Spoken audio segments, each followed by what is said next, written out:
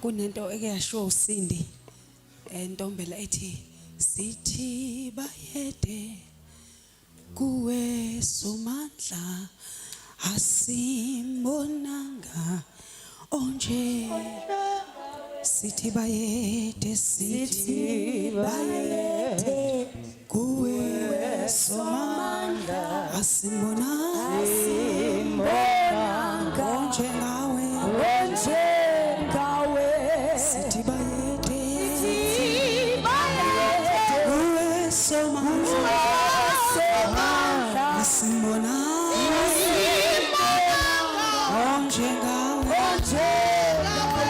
sithi bayede kuwe somandla asimbonanga onje ngawe sithi bayede kuwe somandla asimbonanga onje ngawe sithi bayede Winkosi yamakhosi asimbonanga onje ngawe ngiyacela phakathi kwethu ukubingelela abapostoli abakhona phakathi kwethu. Ngiyabingelela our host ubaba nomama uMbatha baprofeti bakaNkuluNkulu abakhona phakathi kwethu abafundisi egameni lika Jesu ama guest aqalile ebesinawo akhulume inhliziyo kaNkuluNkulu on a high level. Cela shayela uNkuluNkulu ngabo bazama isandla. Isikhathi enginaso si less than 15 minutes. Ngibuka justice kufanele yenzeke mawunyuka lapha amabhodo ayanuka kubusy and amen. Kufanele siyenze justice ngenxa abantu kade befikile mamahlobo behave. Amen.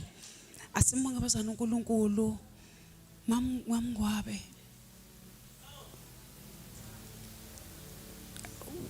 ngihliphizile wangihlaba ngihliphisa. I just thank God ngawe. Cela bazali shayela uNkulunkulu isandla. What a vessel. Inhliziyo kaNkulunkulu uyideliver injengoba enjalo. Wangasusa lutho.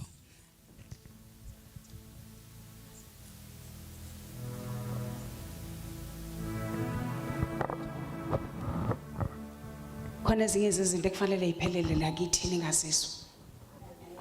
Amen.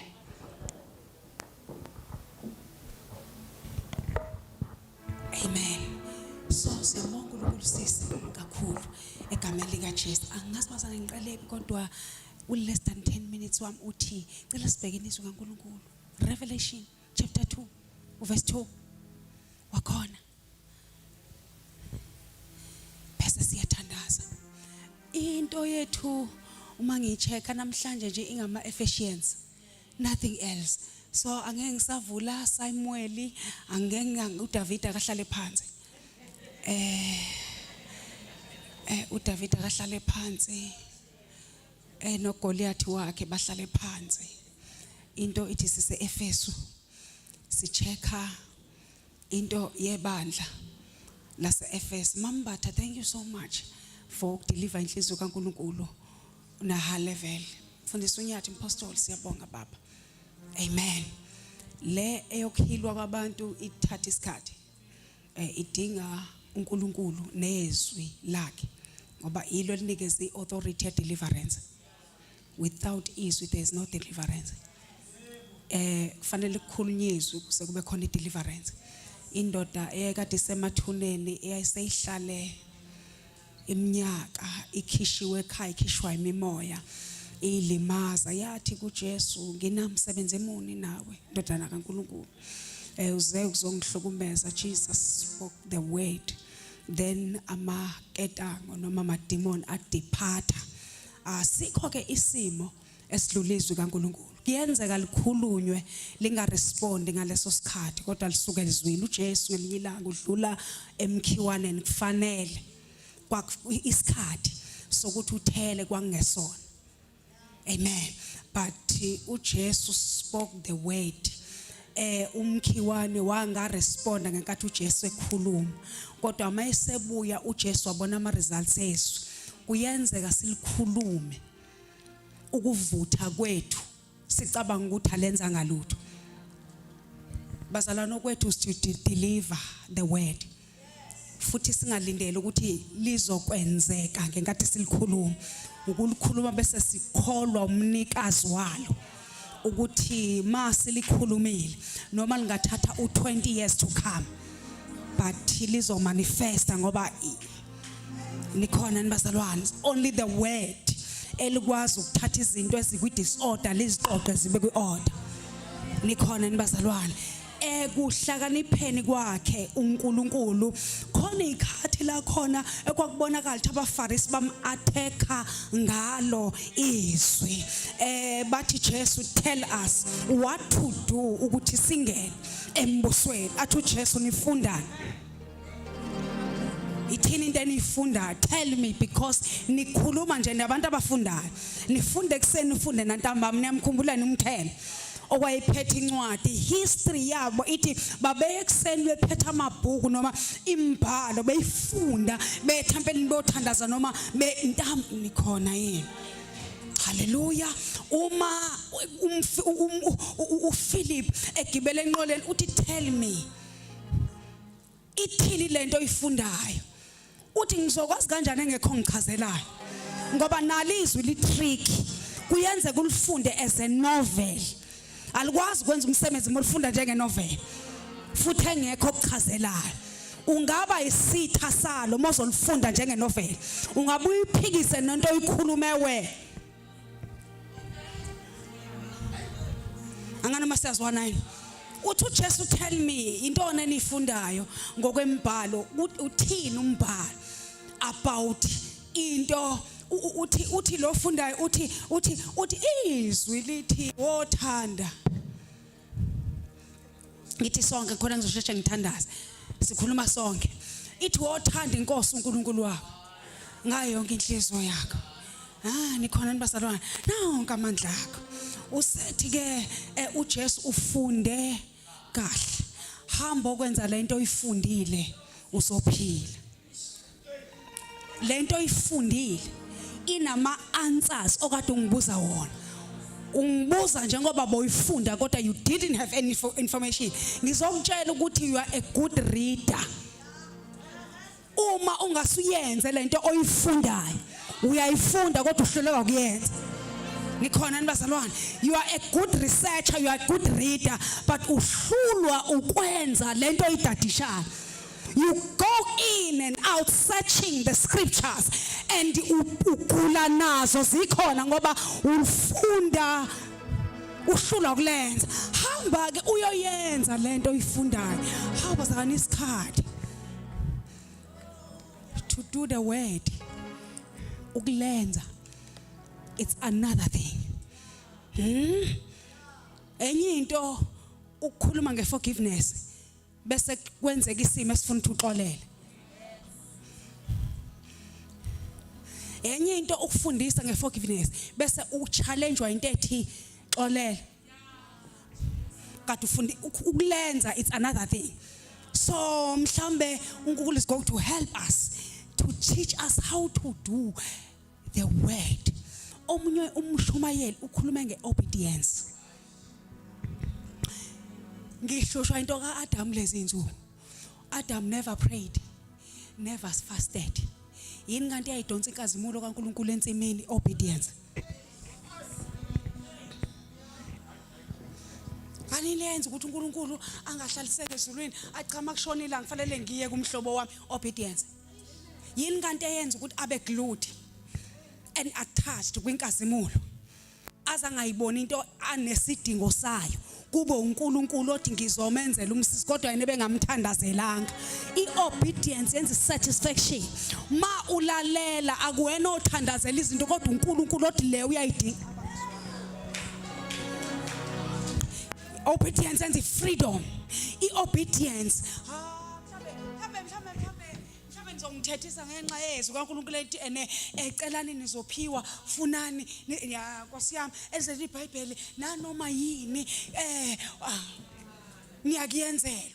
But i-obedience yenza ukuthi sometimes lelo verse ulithatha ulinikeza abantwana wena uhambe kwi-obedience, then uNkulunkulu awuthi awusekho kwi-level yokucela, ukwe-level yokuthi ngikubonele isidi.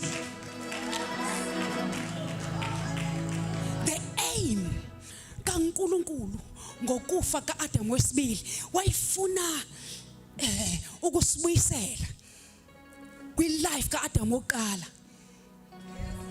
Awubazana ngingathi kancane kunama-cases wethando akhunywa uNkulunkulu phezu kwempilo yomuntu. Umprofeti Ngcobo uNkulunkulu wakhuluma ama-cases after that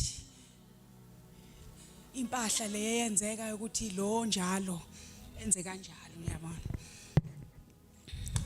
yabo lo njalo ukuthi anikeze lo njalo asikho lapho asikho lapho. After sebe discover noma kuse discover ukuthi badlile lapha, umebuza Adam kwenze njani idlile, uthi Adam ilo nginike yena.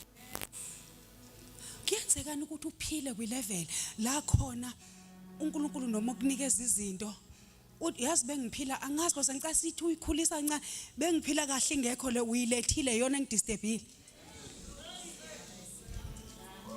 Lo ilethile iyo enze akasho ukuthi she's my darling, my wife, akasho ukuthi lo nginike yena. Lento nje ethi lo kuchaza ukuthi ngathi uNkulunkulu ungiphazamisile. Ubudlelwane bami nawe bebubuhle kabi until wena uzulethe lo ufikileke manje. Njobe efikile ziyaduma. Ningalwe nama ngikho lapha. So umabe uNkulunkulu masededela ke isiqalekiso. Awu basalwane udedela imbumbulo. Webaba umpostoli, my brother, my mentor, abantu basalesibukela kubo lapha. Amen. Sifunda kubo ukushungelwa kuYesu. I myself ngifunda kuye ukushungelwa kuYesu. So lamazwi athi umuntu uyodla hayi ngeke mpostoli ngithe kwenza iresearch leye ithukuthuku into ithi ngenkathi udiga umhlaba ufuna isinkwa kobe ngathi umba kuwe iweight yekhesi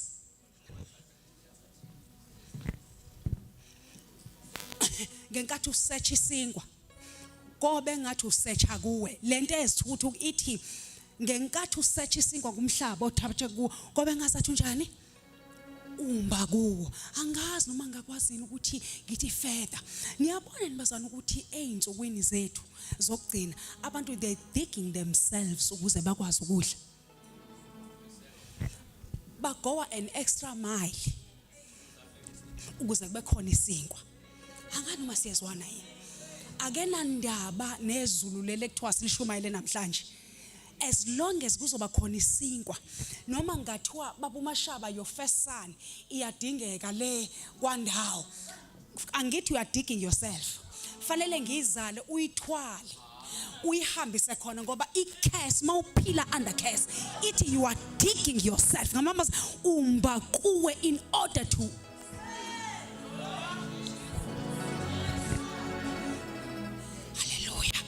yehlikwa la akiri likhona ilungelo kwehle cha yehle because uyamuzwa baba Mashaba uthi uyehla kodwa kanzima because ufanele kube uye ozongihlisa uthi uyehla kodwa wehla kanzima. He's complaining this guy. So niyabona yini amamayela ahanjwa abantu ukuze bathole isinkwa. Umuntu umebona ukuthi sekuphelile ngibeni kuye akanqeni ukomba ama-souls angahlangene nawo, aqoqa ibandla abese amba kulo ukuze kuphume isinkwa lapho kufanele ngiyoba sacrifice somewhere. Kufanele angazi ngiyaphi lapha. Verse 2 sesifikile into ethi kufanele siyibonge into yamandla ukufika kaJesu, ukuthi uJesu terminated into yabantu abazimba bona ukuze bathole isinkwa. He declared it.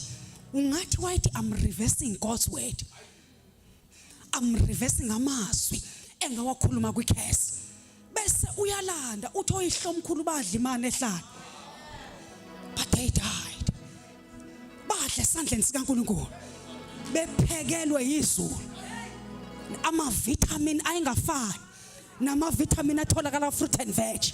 Kwakama-vitamin abahlulana kwaqamba igaba bathi lento esidla imana, asazi noma ino-vitamin B noma ino-vitamin C, kodwa nikhona nibazalwane. Uthi kodwa bahluleka bafa, uthi kodwa mina ngiyisinkwa esehle ezulwini. Odle lesisinkwa akakulamba. Nikhona nibazalwane. Now what is forcing you ukuthi mamashaba oza kwenu banamabandla amakhulu baqale late kunawo kodwa baya prosperisha? Yini enza ukuthi uqhubeke uhambe ngevene etshekile kodwa ubukuthemba igazi lemvana ukuthi I am not digging myself? Kunesinkwa esehla. Nikhona nibazalwane. I am so satisfied ukuthi uJesu uyisinkwa sokuphila and unginikeze neformula. Wow. He is God. Foot of verse 2. Verse 2. Hallelujah. Ufunde akafunda.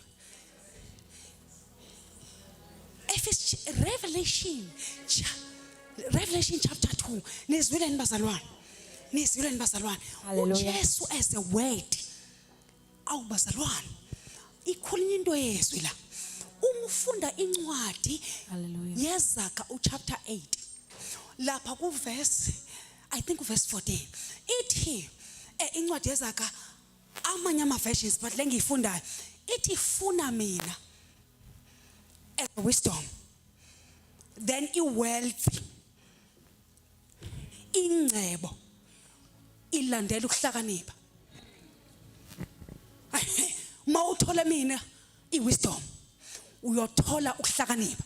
Bese lithi lapha ezansi lithi ozonda mina umba ithuna lakhe futhi nokuhlupheka kuyamlandela. Bese umechaza lo bhala uchapter 8 athi ene phela mina ngangikhona ngenkathi uNkulunkulu edala as an anointed one. Uthi ngenkathi edala uthi I was dancing along with as a word. Nikhona nibazalwane ngenkathi edala imanifestation yayithi mayenzeka ngizodansa along him. Nikhona nibazalwane. Hallelujah. Funda ke sithandwa sami Isambulo 2 verse 2. Ngiyayazi imisebenzi yakho nemizamo yakho nokubekezela kwakho nokuthi kawunakubamela ababi, wabavivinya abazisho ukuthi bangabapostoli bengesibo, wabafumana beqamba amanga. Ukubekezela unokubekezela wakhuthazela ngenxa yegama lami kawukhathalanga. Kepha nginalokhu ngawe ukuthi uluyekile uthando lwakho lwaqala. Ngakho khumbula lapho uwe khona uphenduke wenze imisebenzi yaqala. Uma kungenjalo ngiyeza kuwe ngilususe uthi lesibani sakho endaweni yalo uma ungaphenduki. Enye ke ivision ithi rethink ukuthi uwe kuphi. Amamazwi awuvukanga sowile. Uyazi ukuthi wema kukuphi. Ithi rethink. Amen. Bazalwane isikhathi sami sihambile. While ngikhuluma lento yokuwa kwethu eEden kulezi insuku bamashaba it triggers izinto eziningi. I was searching, man of God, ama versions amaningi. Ngisearch ukuthi kanti what happened? What was happening? Kuna conversation eyenzeka lapha ku The Voice yenziwa iserpent with uEva. Ithi uNkulunkulu ushilo. No, uNkulunkulu uyazi ukuthi uma nidla la nizoba bambi ngokupheleleyo futhi nizoba bahle ngokupheleleyo. Abazungiswa abazalwane. Uma kufunakala ububi kini nizo excela ebubini. Uma kufunakala ubuhle nizo excela ebuhleni. Abazalwane ngenxa ukuthi sesiyahamba uhlangane nomuntu omuhle 100%, kodwa mothi uyabheka imisebenzi yakhe yonke yobu uya excela, uthandaza kakhulu, fasta kakhulu, uprofeta kakhulu, but mothi uyamguqula kuleli cala, she's the one who destroyer imisebenzi kaNkulunkulu. Le yanto yakhe yobuhle 100% ikhona, because when it comes to prayer she's there, when it comes to fasting akasali, when it comes to everything ukhona, but uma kuziwa ku destroyer wenza isiqiniseko sokuthi usala yedwa. Angikho ke lapho ke. One of the cases any error ngifuna ukuyilungisa. One of the cases uNkulunkulu akhuluma uthi kwamama versions engiwatholile uthi wena wesifazane uyothobeka, akasho uthi uyothobeka, uthi uyoba isigqila somyeni wakho. Ngizothinta nje lezi zinto ezincane bese uyoba isigqila. uJesu lapha akakafiki. Ngamamazo uyobe nobe ningekho in partnership according to God's will, kodwa uyobe userve as a slave. Angazi kodwa ngithi uthe ngikhuluma noma yini. Now lento yokugqilazeka yenzeka uJesu mangake engakafiki. Mase kufika uJesu, I am not slave kubaba uMashaba. We are the partners. The different ukuthi uyinhloko. Khona izinto engengikwazi ukuthi exercise as a head. Ekufanele yena siputhe into order as a head. Kodwa I am not isigqila sakhe. Ngenxa ukuthi uJesu mayifika wanqamula lwamthambo wecurse yokuthi ngiyoba isigqila. La sifunde khona sesihamba. iBhayibheli lithi uJohn laphana uyaloba ulobela ibandla lase ngokwesambulo sikaKristu. Leli bandla lase Efesu bazalwane, uma uchecka ihistory yakhona kuthiwa uPaul ngenkathi elifanda, uPaul alifanda walisebenza for 3 years. uPaul take along abo uJohane beno Apollo naye uPaul. Kuthiwa ke uPaul ubengathumeli nombani kwibandla lase Efesu. Niyayizwa ngani ngisho? Kuthiwa ubengathumeli noma ubani kwibandla lase Efesu. Ubebakhetha abantu ekufanele bawushumayela kuleli yabandla.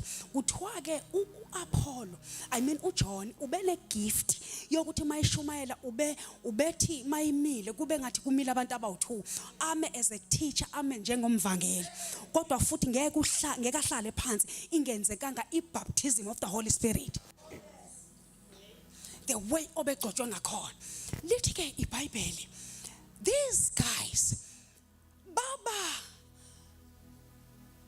balifunda bali-embrace izwi in a such a way that one of the elders uPriscilla ngelilanga kushumayela uApollo, ushumayela uApollo kukhona uPriscilla as the elder, and uPriscilla mothi uyezwa kuthiwa ngathi umuntu oke wathi ukuqoba kwitheory.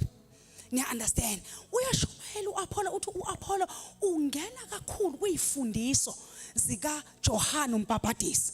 Kanti ushumayela nje kukhona uPriscilla. Lithi iBhayibheli uPriscilla uThomi umbhali uPriscilla wasiyamcela wathi asihambe siyodla idina noma asihambe siyodla sibe ne-engagement, man of God.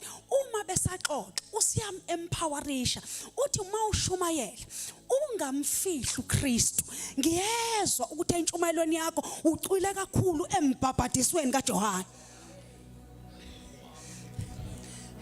La sikhona siyamdinga uJohane kodwa sifuna uKristu abesentathe. Ekhona nibazalwane. Kusho uPriscilla. Lapho uPriscilla is not a preacher. He was not preaching, but ufundisa umuntu one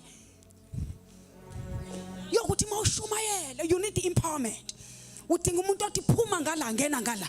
Uthi ngiyakuzwa uzathi omnye umbhali after that uApollo washumayela ngathi uyahlanya after that. After empowerment eyenziwa uPriscilla, mangizama ukuchecka into ebandla lase Efeso. Kuthiwa leli bandla bazalwane beligodi kuma scriptures. Amen. Leli bandla yibandla bekade linesibindi ngendlela emangalisayo. Ayithi yona into engiyehlele phela le. Ngenzela kulezinto efanele ifihlwe zingavele emphakathini. Amen. Yabuza lobuqoqo which is not make sure. Kuthiwa leli bandla when it comes to scriptures bawuma phambi kwabo uzibize ngompostoli. Lithi iBhayibheli bakuhlole. Bakuthola ukuthi awuyena umpostoli. Bathi siyakubonga awuhlolwa. Paul kodwa uhlolwa yilona ibandla. Ngenxa ukuthi beliyazi imibhalo. Now Paul yini le yenza uvalo mawukhuluma nabo. Every time ukhuluma nabo uthi hlomana izikhali zikamoya. Fakani a helmet of salvation. But ukhuluma nabantu abascriptural. But mawukhuluma nabo fana isigqoko sensindi. Isivikelo sesifuba. Nikhona nibazalwane. Ibhande enyaweni zenu nifake ihlangu.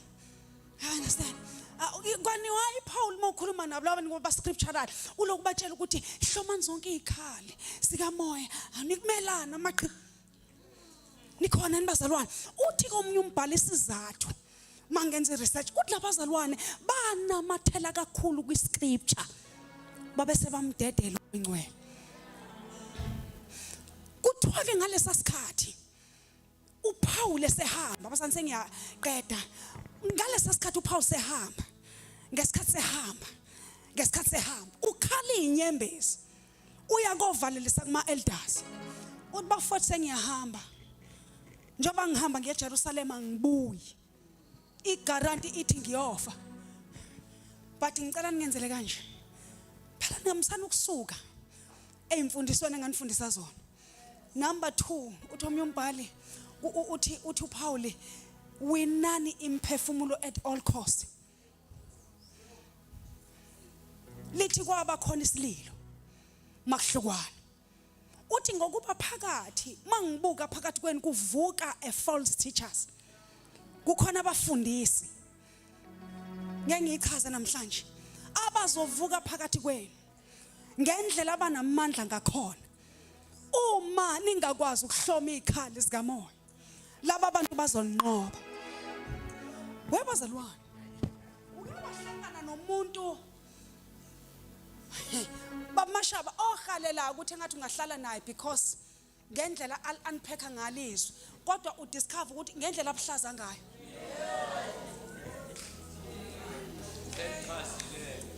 Ulichazile umpostoli kodwa i-character icezile kunalento ayikhulumayo. Sanibonani bazalwane. Udabukele baba umpostoli i-generation ezemva kwakhe ngoba lento ongabi nayo i-character ayishayi wena. Kuyenzeka wena ungayishaya ingashaya kodwa abantu abezemva kwakho bavune kuma cases wakho. Ngicela ukukhuluma ngezinto ezibonakalayo enizaziyo. Uthola ukuthi lo muntu lo uma engaba yithuluzi endlini kaNkulunkulu abe nezwi abe nomoya ongcwele. Lo muntu lo mkhulu kakhulu umsebenzi angawenza emzimbeni kaKristu. Kodwa manje uhamba ngeengele yodwa. Izwi umoya ongcwele umehluli ngoba phela umoya ongcwele uyena sawulazi ilizwi. Galatians chapter 5. Umoya ongcwele masawulazi ilizwi unamandla okuveza izithelo.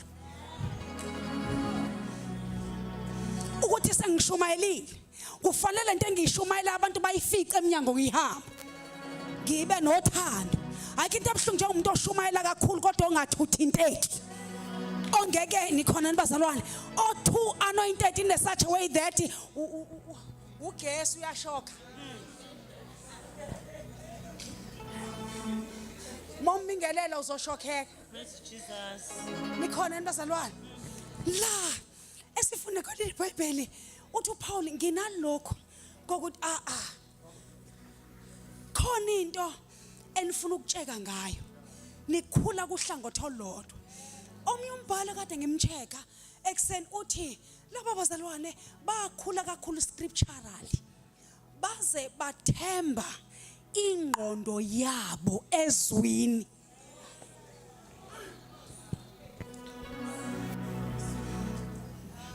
My humble Pauli uhamba kunabantu abawu 60% Christians eTurkey.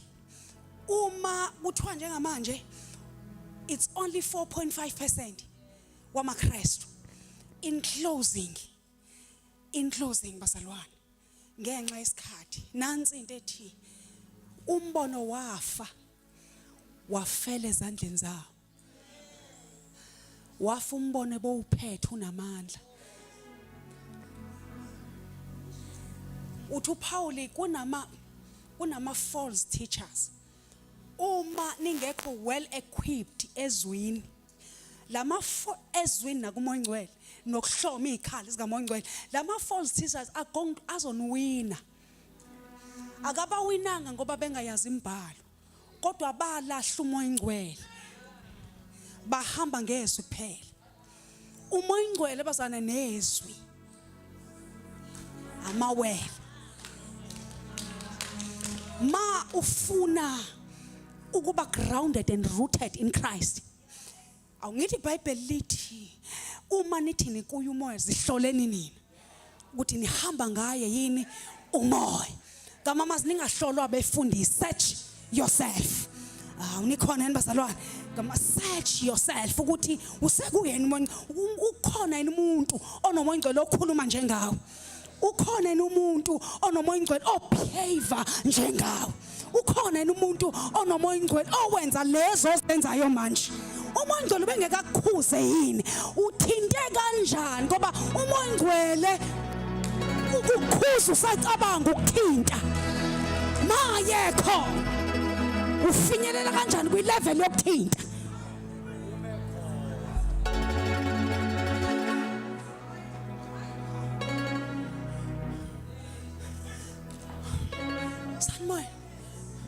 Sanibona umoya ongcwele ngisho makuyena ngewona ngesona isivunguvungu makuumuntu ngoba umoya ongcwele umuntu. Uthi uJesu mayesefile yohanela lonke iqiniso. Nikhona nibazalwane. Umoya ongcwele is a leader. Umoya ongcwele will never lead you ukuthi wenze lo yenzayo njengamanje.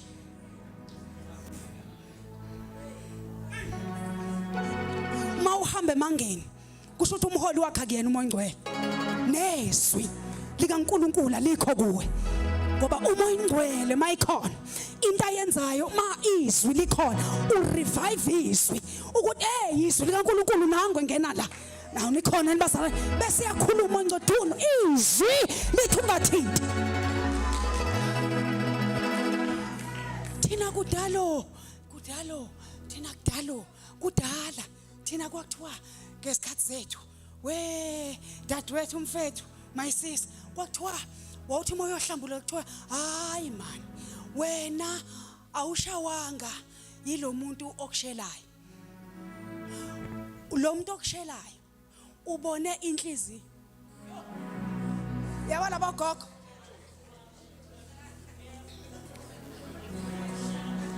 uthi ugogo plus hayi man bowucabangani ngoba iBhayibheli bese quoteizwe athi iBhayibheli lithi ubuso igceke lenhliziyo yintona be displayed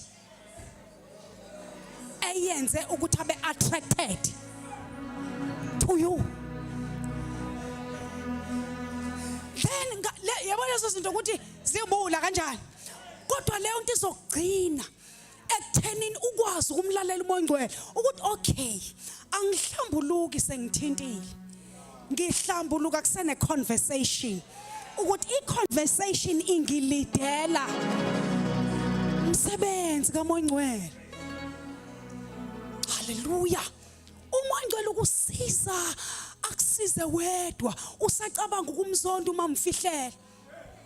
Ungakamzondi. Athi umoya ongcwele umzonda ngoba wenzeni. Athi yenza into opposite. Mtshela ukuthi uyamthanda. Nikhona nibazalwane. I-opposition yokuzonda mtshela ukuthi uyamthanda. Le yenza ukuthi ngimzonde ngize ngirecruite isiquku esizonda yena. Ukhona yena umoya ongcwele. Ngoba the crisis esibhekene nayo i-manifestation ka-flesh. Now uma uflesh uzabe active kangaka nje umoya ongcwele ubekuphi nezwe. Uthothi nomuntu ozonda uNgcobo udade wethu akamenzanga lutho. Uzwe kuthiwa uyazondeka. Wasiyamzonda. Akabuzanga nakumoya ongcwele. Wenzeni? Uthe nje omunye ngimphiwanga mayimile phambi kwethu umoya ongcwele akamamukeli. Kusho idemon elikhulu. Eliphatha ithermometer. Yokuchecka ababandayo nabashisayo. Kodwa libe lumprofeti.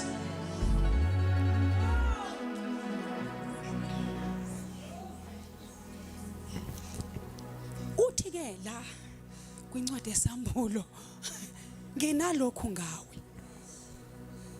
Ukuthi uliyekile uthando laqala. Uma ngisearcha into ethi olunjani lolu thando laqala. Uthi omunye ngoba bazalwane ayisingasixabanisi lento yama researchers.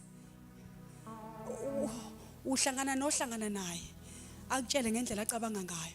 So into engiyitholile ayingangenzi kube sengazathi amen. Athi masibheka iscripture uyayicheck ukuthi ababhali bona bacabangani. Uthi ke lo munye laba bazalwane bawiswa ukuthi bakhula ngohlangothi olulodwa lwezwi. Bamiyeka umoya ongcwele. Ngenkathi bekhula ngezwi ingqondo yasicindezela amandla ezwi. Kwaba ukuthi babamba ukukholwa ngengqondo. Basebewa. Uma kuvuka legenge ezoletha ifundiso yafika vele ba corrupted because umoya ongcwele akekho. uPaul uhambile abapostoli nababasekho. Nikhona nibazalwane. Now baphakathi kwendawo zombili umoya ongcwele okumholi uthisha weqiniso akekho phakathi kwabo ngoba abazange bamrecognize. Basebenzisa ubuhlakani nikhona nibazalwane. Mabelithatha izwi bazalwane uthi omnye umbhali balifaka kakhulu kwingqondo yenyama. Balahla umoya ongcwele. That is why uthi omunye that is why babengakwazi ukuya kwi leadership. Bayothi sicela ukuchecka kodwa umuntu babekwazi ukuzihlolela bona. Angikho lapho. Bamashaba ngikho la. Babengayi kwi leadership usicela ukumchecka kuthiwa babezenzela bona. Mhlambe songalibheka ke manje Ngcobo ukuthi Thando ukuthi what does it mean? Ukuthi kwakuyibandla lalikwazi ukuzalela umshumayeli. Lithi asekudingi ngoba uyena uthi nginosisi. Ikhona into engihlaselayo ngani. Uthi omnye umbhali ingoba uPaul wayenefiye yokuthi laba bantu bakhula ngohlangothi olulodwa. Umoya ongcwele the leader of the church bamlahlela eceleni. Nikhona nibazalwane. Hallelujah. So ngizothi intambama. For us to be grounded and rooted, we need Holy Spirit and the Word. Sebekhona ke manje abafundisi sebevukile phakathi kwethu. Ama false teachers and aphumela obala. Ngicela ukukhuluma nje ngokungananasi.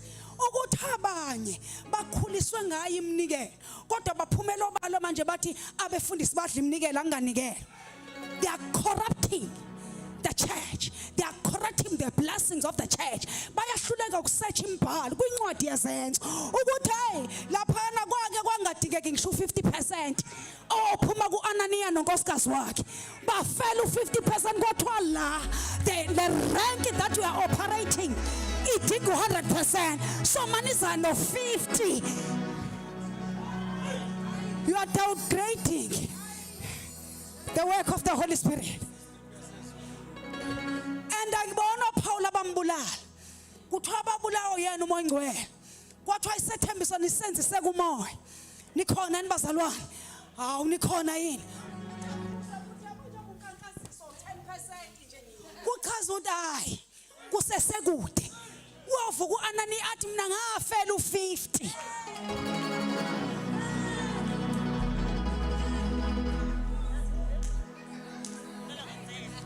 Ngizokhuluma nesonto. Ngikhuluma nesonto. Mhlambe bamasha kufanele sicheke ilevel yebandla esikulo manje. Ukuthi ibandla lioperator kuphi? Because on that time i-offering yayingabizwa abantu babezilethela bona. Sasingaba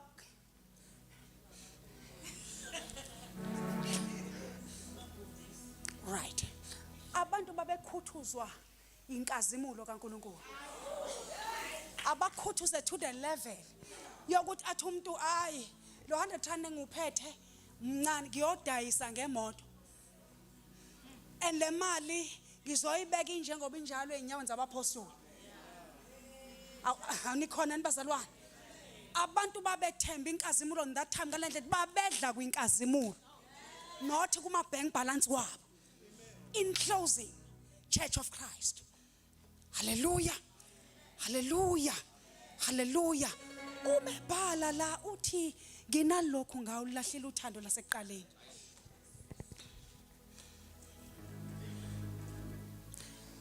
Rethink ukuthi yini eyenza udrop out othandweni lasekuqaleni. Awuzicabanga ukuthi intoni ekwisile. Uthi komunye umbhali bawiswa ukuthi bahamba kakhulu ngengqondo balahla umoya ngcwele bacabanga ukuthi iscripture bazibambe ngengqondo engekho umsizi umoya ngcwele. Mase kuvuka ke labazalwane bethu phakathi kwabo unabazalwane engekwazi ukubabiza mabevuka bavuka namanye uthi umbhali bavuka neculture nezwi kodwa libanjwe iculture. Manje labazalwane baphenduka nje umoya obabambile babumashaba babebanjwe umoya wase Sodom kodwa ke ngohlangothi olulodwa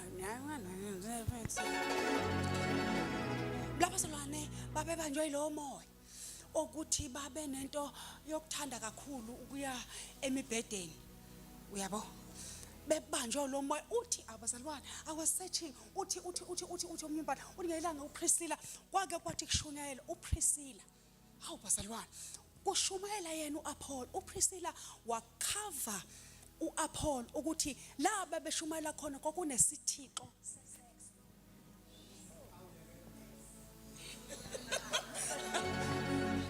mhlawumbe uPriscilla uyamkhava lo mzalwane uthi wena be rooted in Christ njengoba uzoshumayela la uzezweni lezithixo kunezithixo ngezithixo la ucansi liyakhonzwa la ukuthi kuyakhonzwa la ukuthi kuyakhonzwa. So in order for you to focus ekutheni umveze uJesu as a bread of life as a Messiah njengomlamuleli phakathi komuntu noNkulunkulu mveze njalo forget about ama idols owaficile in this temple. Salmonani labazalwane baba nomgogodlo oqinile kodwa bebe sebathanjiswa into okuthemba emandleni abo. Bazalwane in closing ayikho into eyingozi manje kuleli bandla la manje mama Umbatha answering izinto oboyikhuluma njengabantu abakhula kakhulu ekwazini kodwa bangamnandaba nomoya ongcwele. Ubona ngani ukuthi abanandaba nomoya ongcwele? Yo, ilife abayiphilayo. It is good bazana ukuba bahle. It is good bazalwane everything. Yabona nje manje kuvuka ngisho abantu abaphikisa ngisho iScripture. Bakwazi ukutheka a man of God bathi lo ukhuluma into engekho. Ngamama sikuvuka igeneration ehotspots are back to the curse yase Eden. Igeneration angani mana ngizwa igeneration izwi elizokhulunywa kodwa lingabe manifested ngenxa ukuthi yibo abahambe bayombula isiqalekiso sase Eden. Baphinde bayolinka back to the battles uNkulunkulu ayinqamula ngoJesu. Ngoba into eyenzeke Eden ukuthi salinka kwimpi esasidalelo ukungalinki kuyo. Ukudla isithelo, we engaged ourselves. Sasidalele thina ungabi na date of death. Kodwa mhla sidlile kwabhalwa ama date of death. uAdam waba na date of death after esedlile. Uyazi ukuthi washona neminyaka ewu9 after esedlile. So if disobedience, you are going back to the curse. Asimeni ngenyawo. Phelele isikhathi sihamba salwa.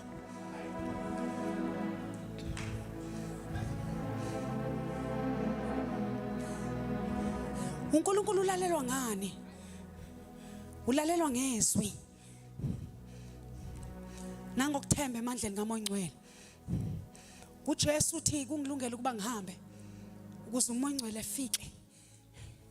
Mase file uyaniholela lona lonke iqiniso. Ayikho into eyingozi njengokuba umzalwane owazi kakhulu kodwa fruitless. Because ukwazi konke ekhuluma eMambatha will never usher us to the heaven. It's only the fruit of the Holy Spirit. Uma ibhala lo mzalwane uncwadi ma uzathi abenze okunje abayikulidla ifa. Khona abantu abazazi iScripture kodwa abahlulwa izono. Uba bekhona uMoya Ongcwele bezosiza ukuthi a revive izwe ukuthi angakwenzi lokho.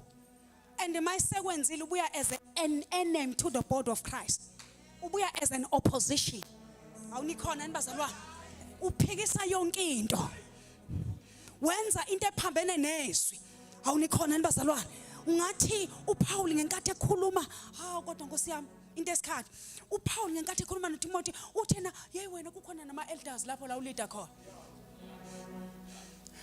Kodwa lento yakho ukugcoba akusho ukuthi ukhaca indoda endala.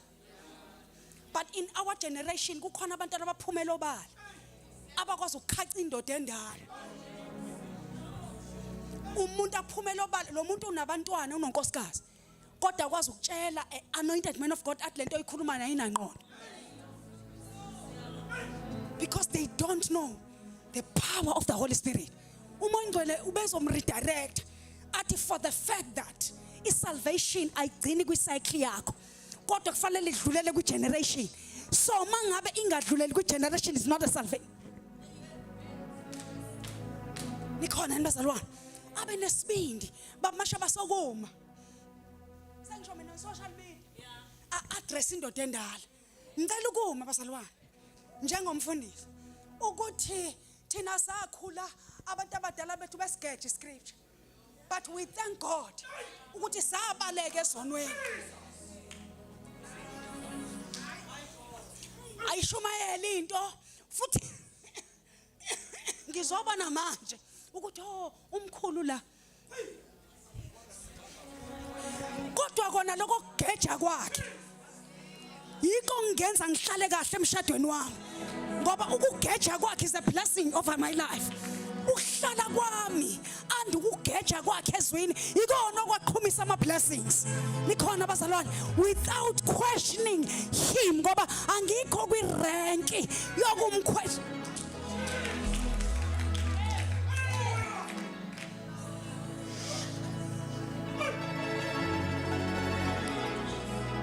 to preach about this.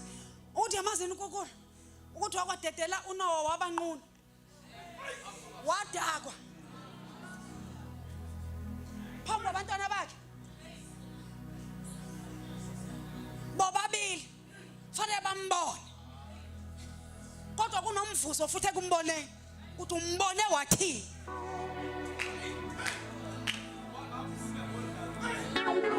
Udakiwa kavezwa. Kuvezwa laba ababonile. After ubonile, uyazi ukuthi ubonile uNtsuku zande.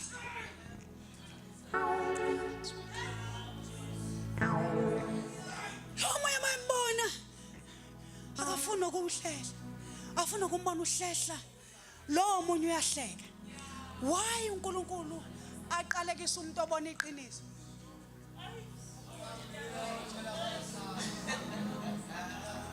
Why nje uNkulunkulu? Why uNkulunkulu ngoba lo mfana wabona into angempela? Bafana uNkulunkulu anconga ikubhela out ngoba umuntu obhedilela ubaba wakho. Wathatha lo bhedile wamemboza. Wathi ngizoqondana nawe wena obonile. Lento yescripture noma ingcwele ikwenza ukuthi ukhule ungaboni izwe lamanje kodwa ubona izwe elizayo.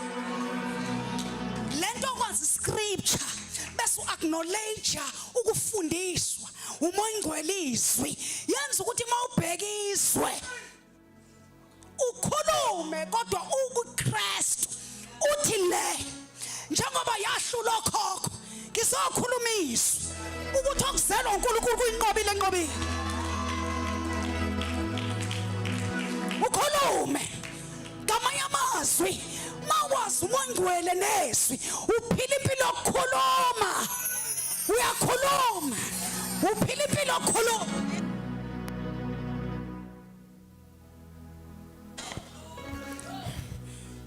Usebenza into yokukhuluma. Ngiyethana. Haleluya. Hayibo kade ethenga imoto nje yaginqeka kodwa kade soyidedicate esontweni. Wena unendaba nalonto ukhulumizwa ukuthi owakhile kusithekeni nohleze emthunzini kaSona. Phila impilo yokukhuluma.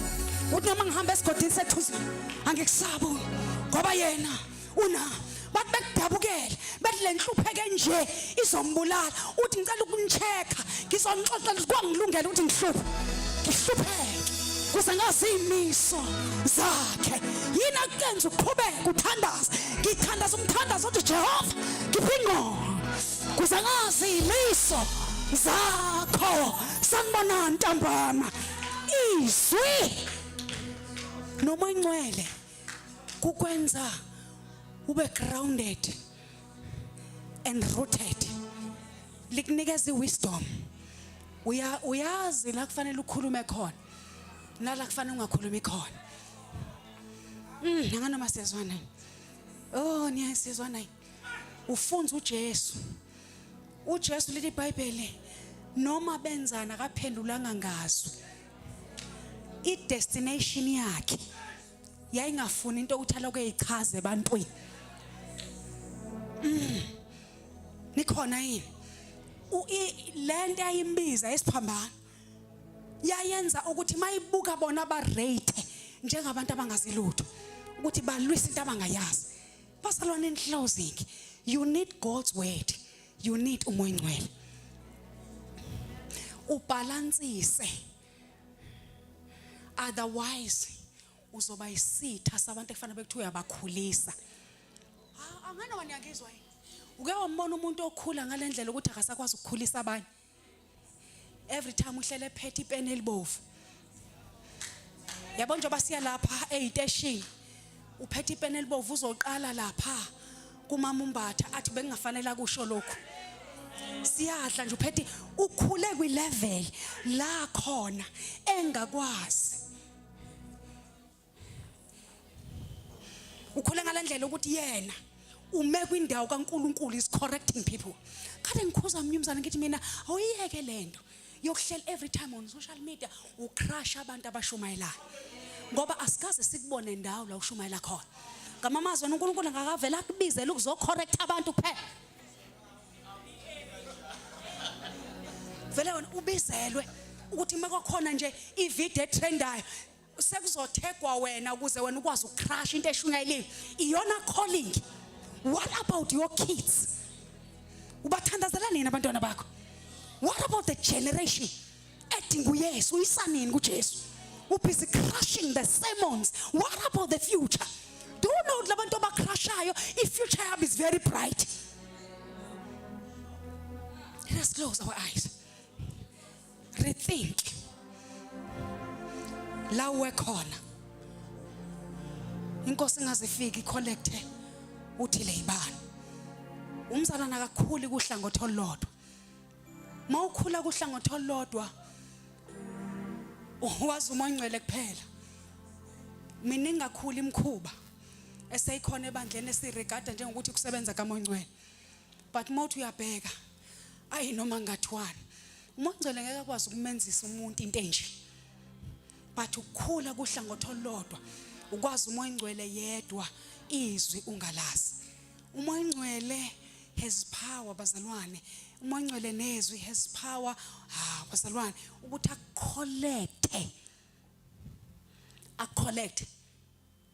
acollect ube kwi-order. Niyase ngisho bazalwane sake safunda kwenye indawo sisavutha sithi uMongcwele bazalwane sibom understand umuntu we-disorder. Sisakhula masifaka sasithi nje uMongcwele umuntu we-disorder. uMongcwele bazalwane will never be a man of disorder.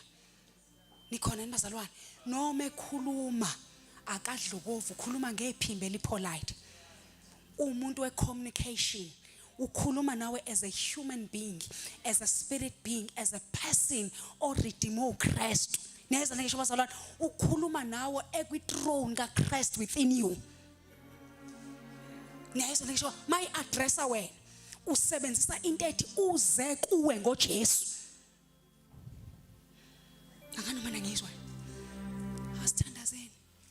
uMongcwele help us.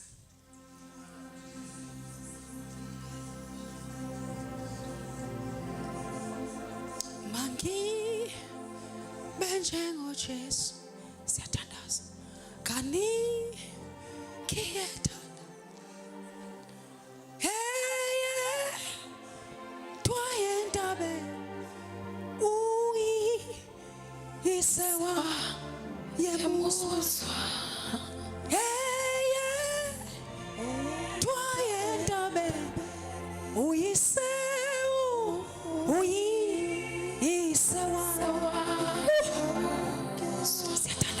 Mangi benjengo Jesu kani ngiyethandaza eyedwa entabe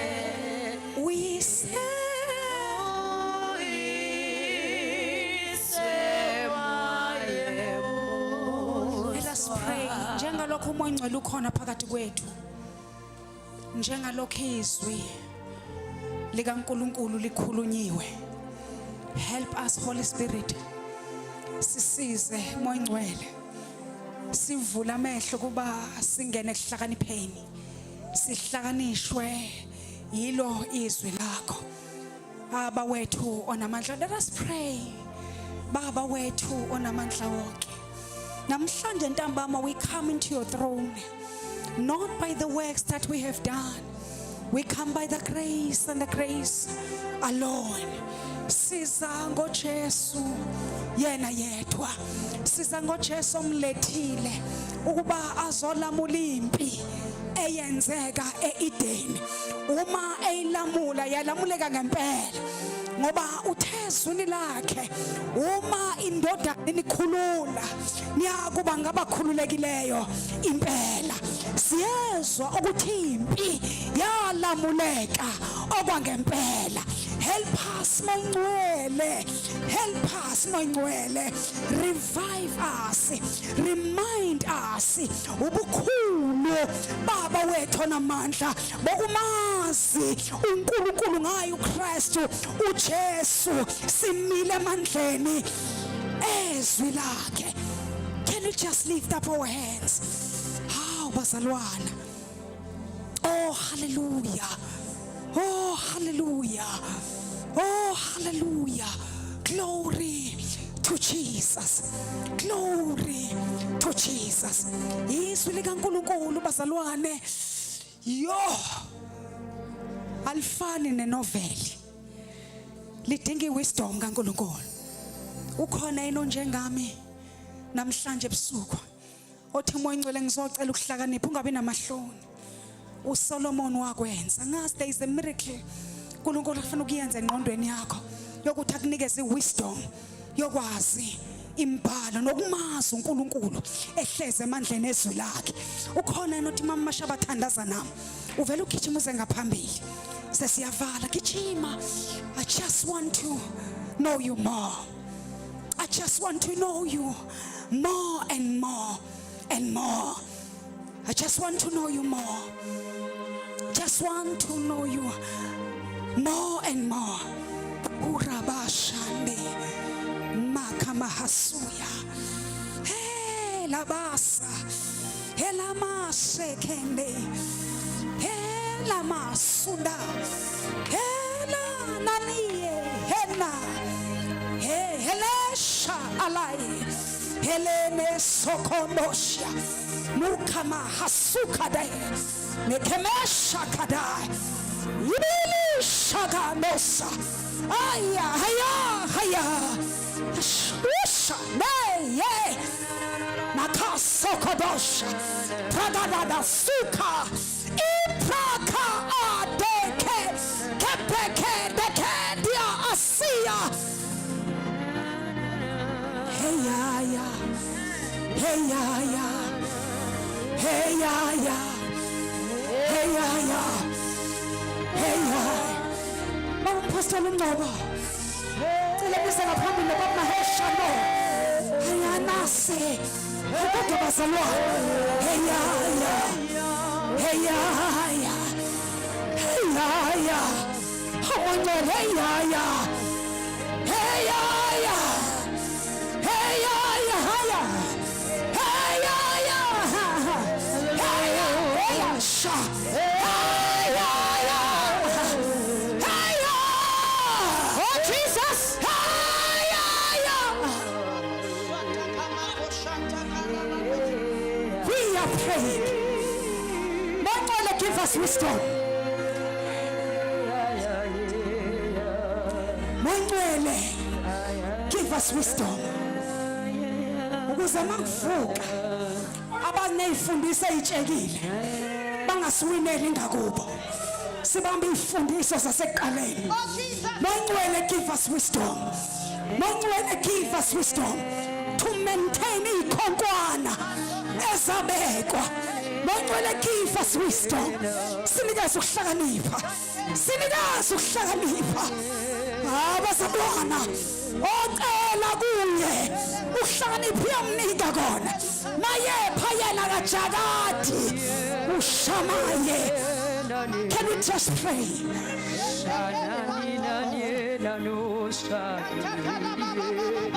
Let us pray.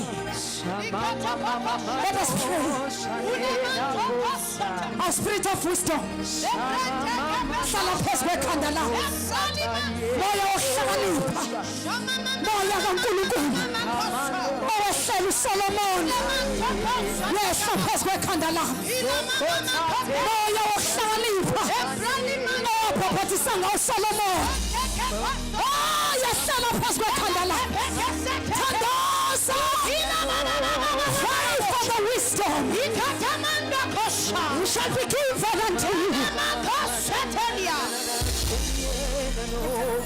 Hallelujah. Ngiyacela bamasha bathandaze bampostoli. Thank you, Jesus. Ngiyacela wenze impartation ya wisdom to these souls. Bazalwane fanele kwenzeke lokho. Baba Apostle, we need God's wisdom. We need God's wisdom. Sidinga ukuhlakanipha kukaNkulunkulu. Khona izona esingene kuzo ebengafanele ngabe thiwa siyazenza kodwa ngenxa ukuthi asihlakaniphile bengafanele sithinte la sithintiswa ungabi nalizwi nokungahlakaniphi enye yezinto ingakho uPaul mayigcwele ubuhlakanipha uthi nganquma ukuthi akukho kunye ngiyophinde ngikwazi phakathi kweni ngaphandle kaKristu iwisdom ikwenza ume kwi-decision uma namhlanje after uthole impartation your wisdom make a vow nqoma Sake sithathele baba unqomo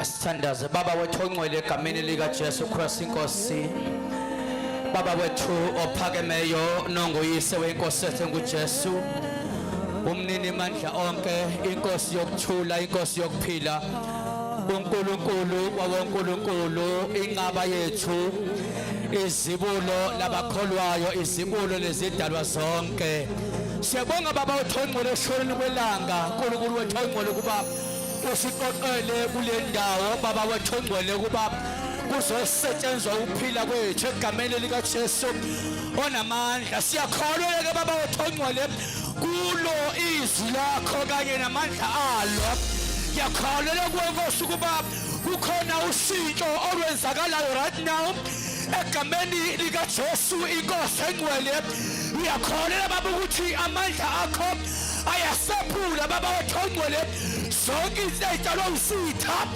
empilo zabantwana bakho ngegama lika Jesu ngiyakholwa baba ukuthi kuneminyango ekade ivaliwe ngegama lika Jesu kodwa namhlanje ntambama iyavulwa baba wethu ongcwele ngiyakholwa baba kunemindeni oshana aniyazuya enaso kampata akadoya anesa kadoya ene ilakosia ando sato kepeto kosha ka apa ko ya kata ya otosha ke ya po ila osha akato ka ya pato kune midani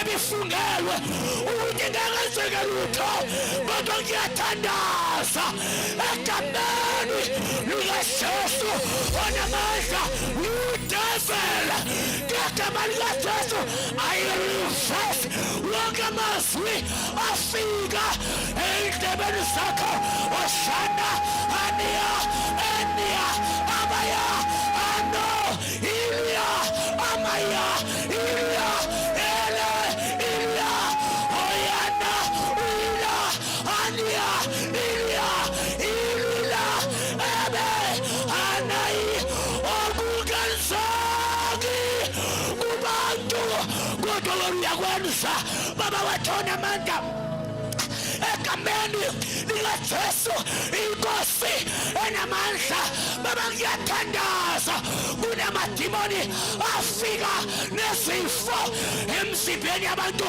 I declare healing phezu kwakho kusuka ekhanda kuyofika enyaweni ngegama likaJesu ngiyathandaza omshiya ekhaya egula ashanena aniala alialo eliaha ebaya ilia iliano ililaha imayana abayano osha abaya ngiyathandaza restoration massemblance egameni likaJesu amandla aphelile akavuswe oshane elabaya amayo iliba abayano inano abaya sedaya apato kantato inakona apatata inapato inano asano iniano imane amania inano yatandasa isita zikupayo ayiseke manje ngegama likaJesu izinto ewehlulayo iba namandla okusenza ngegama likaJesu inkosi engcwele Akube kanjalo Nkosi. Kunimaya desaya. Dosia. Akube kanjalo Nkosi phe kwempilo zethu. ngoJesu namandla inkosi yaphakade. Ngicela nje ukululeka into ezimbili kuphela bese ngiyadlulisa umkhuleko we-invitation. Ukwazi izwi likaNkuluNkulu akwenzeki automatically. Kufuneka i-effort kuwena yokulufunda nsuku zonke.